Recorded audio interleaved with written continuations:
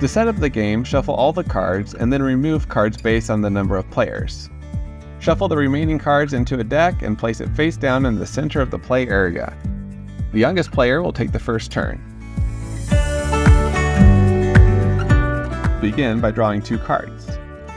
You can draw both cards from the top of the deck, both cards from the discard area, or 1 card from the top of the deck and then 1 card from the discard area. Note that at the start of the game, there are no cards in the discard area, so you can't draw cards from there.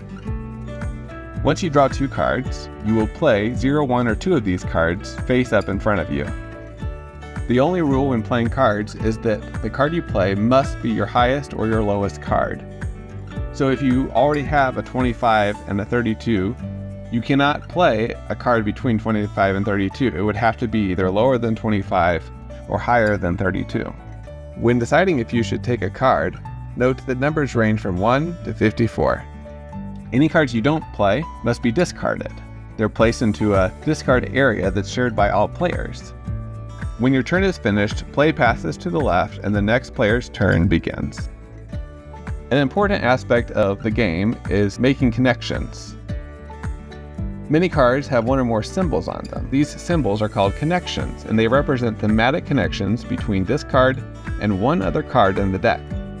Normally when you play a card, it must be your highest or your lowest card. However, if the card you want to play has a symbol on it that matches the symbol on a card you've already played, you've made a connection, and you can play that card even though it's not your highest or lowest card. Simply place it in the correct spot so that all played cards remain in ascending order.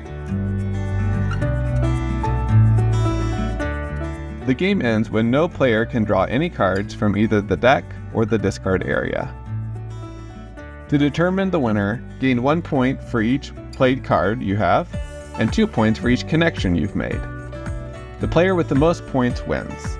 If there is a tie, the player with the most played cards is the winner.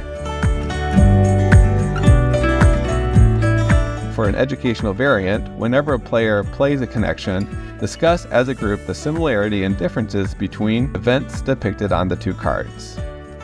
If you need a little help, get a hint from the rulebook. Or to go more in depth, check out the book King of Glory or watch the movie.